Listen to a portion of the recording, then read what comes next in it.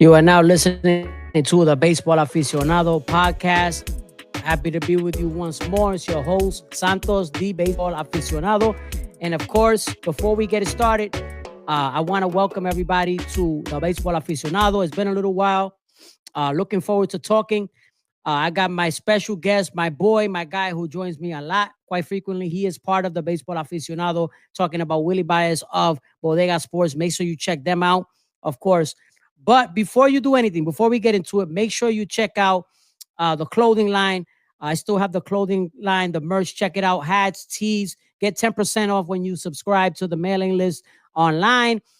We have a lot of cool things. I think you guys will enjoy it. Inspired by the Latino-inspired baseball merch. Check it out. You get 10% off your first purchase. And that's out the way. And of course, if you're watching on YouTube, please hit the like, comment, subscribe. Let's keep the conversation going. So without further ado, I want to talk to Willy Baez because this is my guy, of course, as you know. And as a lot of you may know, recently, Jayson Stark of The Athletic had come out with what he called the All-Quarter Century team, the best players from the past 25 years, from the year 2000 into present of MLB. So I figured this would, Willy came out with this idea that we'd create this episode where we create our own quarter century all MLB teams, as well as an all quarter century Latino teams. So without further ado, I want to welcome back to the show, Willy Baez, Bodega Sports. What's up, Santos? Yo, what's up, brother? How you doing? Chilling, as always. All right, man. Taking it easy, bro. Taking it easy. Man. As you said, basically Stark. I forgot, is John Stark? Yeah. Jayson Stark. Jayson Stark. Cerca. Basically the idea, And the idea was to do, he did it all MLB. So, no importa, Latino, whoever it was. It was your idea. No. I told you, look, let's do the Latino side, and put our own to it. We're going to start with the all MLB, right? We're going to start with everybody, right? The quarter century, first 25, the last 25 years. Do you want to give what Jayson Stark said, or which one you want to? ¿Tú quieres darle el equipo de él? Tú sabes que, yeah, I guess so, yeah, because here's the thing.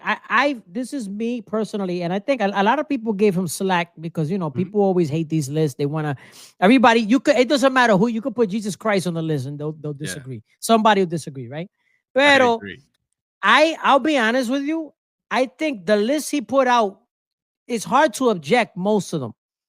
It's hard to object, okay? So, ¿cómo tú lo quieres hacer? Do you want to do just quickly name the positions, or just want to list it real quick? ¿Cómo tú lo quieres hacer? Yeah. I'll give it out. I have it with me. So, all right. I'll give it first the pitchers, right? So, first one, Justin Verlander, Clayton Kershaw, Roy Halladay, Matt Scherzer, Randy Johnson. Those are the 5, right? Okay, now we're going position. That was number 1. Number 2, Yadier Molina, catcher. Then we have number 3, Albert Pujol on first base. José Altuve on second base. Third base, Adrian Beltre. And shortstop, Derek Jeter, right? Then we have Barry Bonds on left field, Mike Trout on center field, and Aaron Judge on the right field. And then David Ortiz, designated hitter. Yeah, no, listen, it's tough to... It's tough to argue, right? I know. All right. You tell me. But we will. We will. And I got some good ones. So let's start with the pitchers. We agree on Justin Verlander, right? Yeah, of course. You have to. I agree with that. Matt Scherzer, we agree with that. Okay, so here's the issue I have with Max Scherzer, and it's not so much Max Scherzer himself. Espérate que estoy viendo my list, right? I don't have a problem necessarily with Max Scherzer. However, I look at Max Scherzer sort of like I put him. I didn't put him, but you could have put him. I didn't put him because I feel like I'm the type of person who I like to reward like peak. Like I like to reward peak, and I feel like at his peak, the person who I would have put here, um, Felix Hernandez, to me belonged there, and that's because I feel like his peak was higher than Max Scherzer's. No, I do not agree with that. No, No, no, no, listen. no, no. Dale, dale. Give me your case, pero. All right, I'm gonna give you the. I feel like at his peak, okay, Max Scherzer at his peak, he's gonna be a Hall of Famer. What happens is that people are look at the teams that Felix Hernandez pitched on. Max Scherzer pitched on way better teams than how many games that look at the records. I mean, obviously, people don't like the record, the win-loss records, but if you look at how many games, Felix Hernandez was basically Jacob deGrom before Jacob deGrom. He had these games, bro. This guy was losing one-run games like crazy. Yeah. I think the perception. Listen, I'm not saying like Max Scherzer being there doesn't belong. He does. But I'm just making an argument for.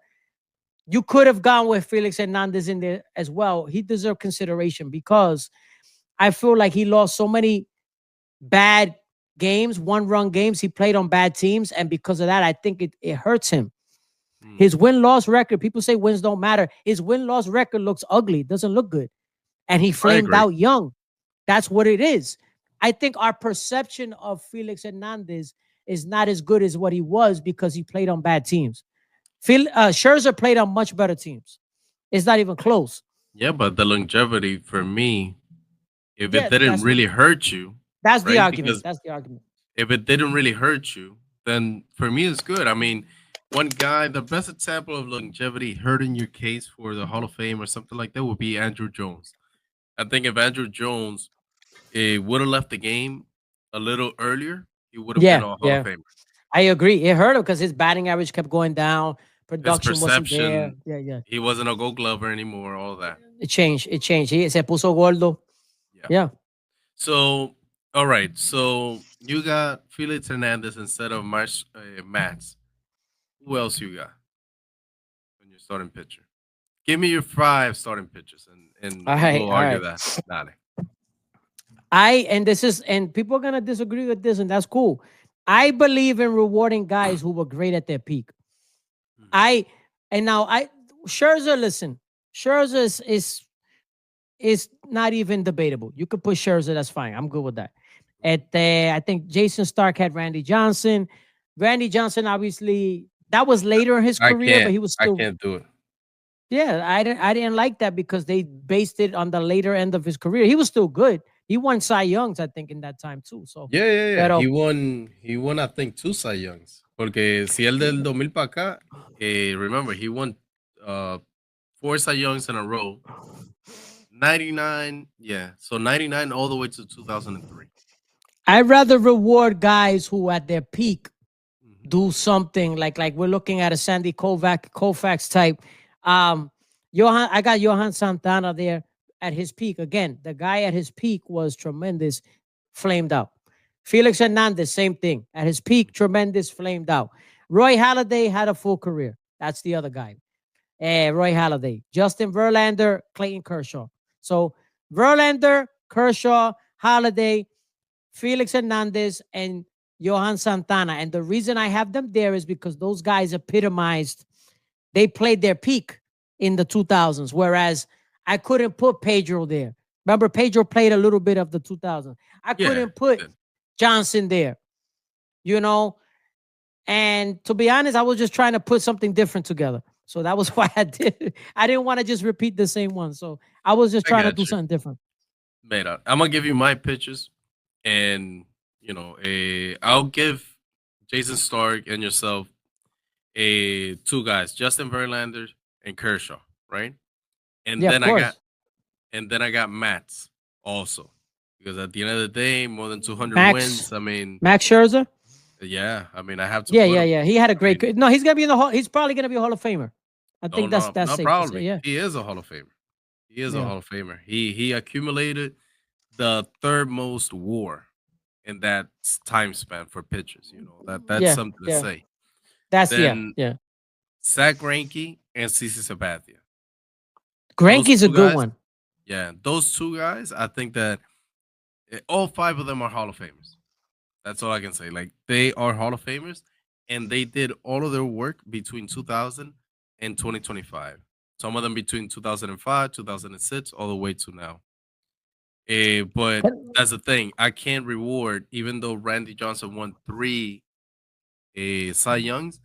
I can't reward that because Pitched then like 5-6 years. He pitched like basically 5-6 years in the he played until 2009, but he was 45. I mean, how valuable Right. was he? All of his value comes Right. from the first 3-4 years of the 2000s.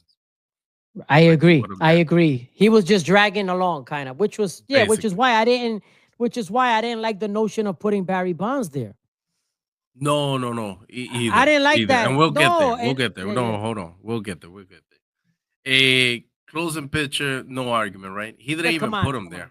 Yeah, but No, he Mariano didn't put it because Rivera, it's too much of a foregone conclusion. Who are you gonna put? Trevor correct. Hoffman? Come on. But Then you know what's funny? no, Trevor Hoffman gets lost in the shuffle when we talk about like great closers because of no, he was great. Well, we got overshadowed by the best of all. I mean, it's stupid how stupid meaning Mhm. stupid crazy. Like I mean in that way. Like it's Yeah, ridiculous video game numbers. Like how Mariano was so much better than anybody at his position. And when you think about baseball, right? Think about it in a nutshell. There is no other position in baseball that is inarguable. yeah, that None. is true. That's Yeah, the that is only you true. could first base you could argue. You could argue catcher, and you could argue best pitchers. You can any closer, best closer of all time. The only one that you can't argue. Yeah, I agree. I You agree. can't That's the argue only it. one. That's in baseball history. When you think about that, how Mira, crazy is that? that is crazy. That is crazy. Mira, the next one that we got is catcher, right? Uh-huh. And man, I had to go with Yadier Molina. I really didn't. I really tried to get somebody else like Salvador Perez because he has the most home runs, or Buster Posey because he has more Uh-huh. WAR and a No less Joe Mauer? time. No Joe Mauer? Joe Mauer had less time also and Mm-hmm. accumulated about the same WAR, but at the end of the day, he has too much Gold Gloves. I mean, I can't deny Yadier Molina the spot. I couldn't do it. And if Yadier Molina would have walked more, his WAR would have been more higher. People think that if you look at that 42 point something WAR, whatever, out of that percentage, like 80% of it is defensive. Yeah, It's crazy. yeah, It's that is true. crazy. That is true. Most of I it is agree. defensive WAR. I think don't call me on this. I gotta double check.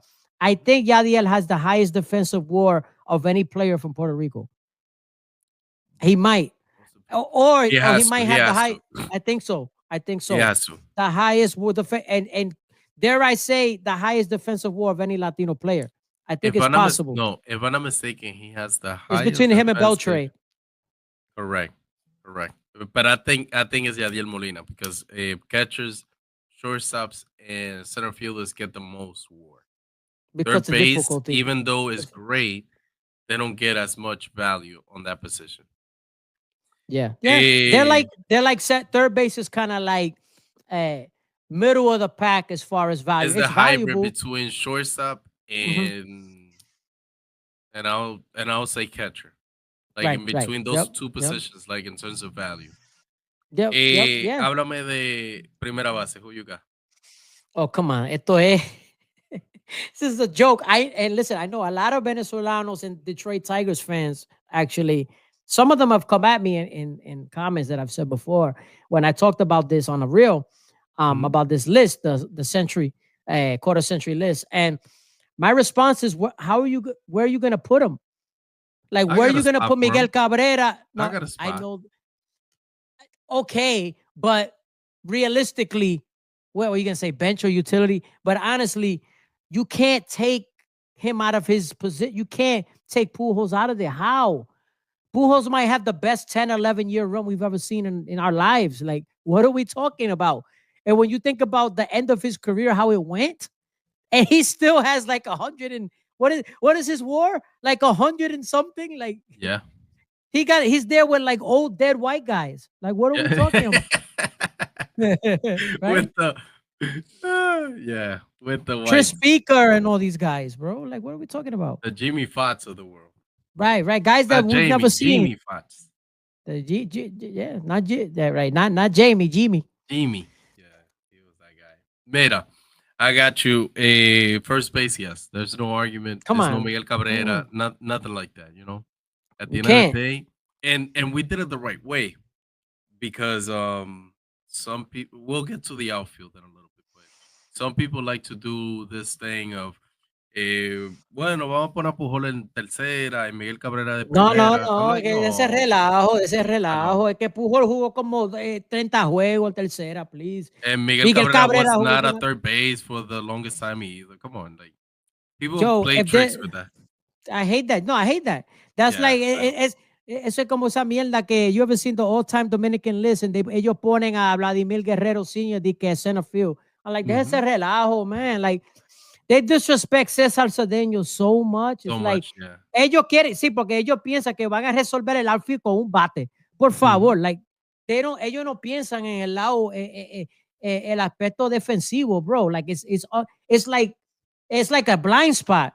No, Like, it it's really three is. things. It's like, Yeah, I agree. It's three things that you value on a baseball player. You value the base running, the batting, and the defense. Those are the three things. yeah, If yeah, not, like, then yo, Jose Guillen would have 70 WAR. Jose Guillen would be great, but he's not. He right, was right, Jose. awful. Yeah. Jose Guillen. Very bad. What? Come on. I mean, and look, that's not a knock. I mean, even I can name even Puerto Rican player. I mean, Ruben Sierra was not a good defensive player. He Yeah, wasn't. Like, yeah. so it is what it is. You know, Juan Igor was not a good defensive player. Like, it just is what it is. That's why their wars are what they were. So it is what it is. What are you gonna Yeah. do? Mira, segunda base, Jayson Stark had Jose Altuve. Mhm. I think we have a grunge with that. Who do you got? Who do we got? I think we both got Cano, right? Yeah, we both got Canó on that We we both got Cano, pero okay, hold on. Yeah. So here's the deal, right? I don't, and I'm gonna come out and I'm gonna defend Cano. one. The notion that this is what bothers me because everything is so driven by offense, and it gets me upset. The notion that Robinson Cano was some scrub, okay, because the way he went out, I understand he didn't go out well. He failed some tests. The Mhm. notion that Cano was like, gum underneath everybody's shoe. Cano was a great second baseman. Not One of the good, best. great. One of the best. Robinson Cano, and I'll say this, and I'm Puerto Rican, and I'll say it like this. Some of Cano's defensive metrics are better than Alomar's, and nobody wants to hear that, and that's cool. Okay? I'm saying that because I don't have any fear of saying it. He didn't win all the gold gloves. Cano defensively was almost just as good, if not right there. Yeah. In some ways, he was better. He was, and so when I look at somebody at the position, I look at everything. Mhm. Obviously, we have the bat, the power, line drive hitter. And Jose Altuve was the more decorated player. No questions about it. But you Yeah. ask me peak versus peak, I'm taking Cano when it comes to this list, the all quarter century list. I am in agreement with you, and I'll say this. Look, there's no the only trade-off between Cano and Altuve, in my opinion, is the base running. You're talking when let me Yeah. give my flowers to Jose Altuve too. He has stolen more Mhm. than 300 bases. In terms of Tremendous, tremendous. Es in tremendo. terms of value, base running, great, but it doesn't offset the 16 points on WAR que Cano le lleva. Sí. Unless basically when did he start? 2014, 2013. Jose Altuve Mhm. and Cano started 2006. 2007 Seven, to something accumulate like his that. WAR. At the end of the day, they had about the same amount of time, and they still have too much of a difference. By this time, Jose Altuve is, trending the wrong direction. He's already -5%, a -5, -0.5 on WAR. So those 8 WAR seasons or 6 WAR seasons that he had, they're not coming back. They're No, not coming no, back. So no. that's it. The best case scenario that we have for José Altuve is that he's gonna hit 3,000 hits, which I would love Right. to see. Even then, I wouldn't put it above Cano. No, because again, this is where there's a lot of nuance when it comes to peak versus accumulation, right? No. Everybody loves 3,000 hits, 500 homers, 400 homers, 300 stolen bases, whatever, whatever the number may be, just general, right? Yeah. But Cano's career, right, whether for self-inflicted stuff, fine. That's part of the game to be great. Calls himself a Hall of Fame ballot. No, Hall of Fame induction, no doubt. And But hey, hold on. The elephant on the room. I mean, José Altuve also has some allegations, not of steroids, right. but with But the with the signs. mic and the signs and all this stuff. And to be honest, he's a great player regardless of all of that stuff. I'm not saying that he didn't take advantage of it.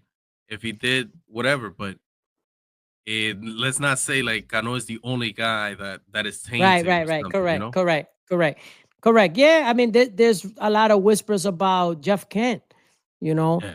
He's not in the Hall of Fame, but that's, if you look at it in a nutshell, right? You say, wow, un segunda base ofensivo deserves to be there. So what Altuve's done is taking advantage of he's got big moments, he's got bigger moments as far as the playoffs. The playoff records are there. He's got that over Cano. He's got the offense because of the accumulation, Yeah.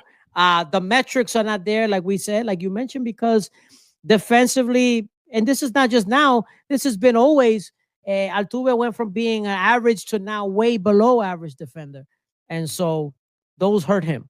So No, basically, we got to count his career now up to last year because we can't even right. put him now on this list. I don't know why Jayson Stark put him there. Either he just said, you know what, Cano is too tainted by now. I just don't want to put him there. But Cano, That was what for it me, was. That's what it was. in my opinion, Cano, first of all, has 2 Gold Gloves. Jose I Altuve only prefer has Cano 1. myself. But yeah. Defensively, definitely Cano. I mean, I haven't seen a smoother apart from Roberto. Alomar, yeah. Alomar. Him and Alomar are the best 2 I've seen. The best 2. And even Alomar, I did see him, at an advanced age, but yo me acuerdo que él hacía jugada, but he looked suave. I don't know how to explain. Yeah. He just looked, and Cano Smooth, had yeah. that. He basically made second base look good. Made plays look easy. Cosa no, que José Altuve se levanta. Yeah. No, todo es fajado. Eso es fajado. Yeah, Fajado, Hey, at the end of the day, he has his opinion. We have ours.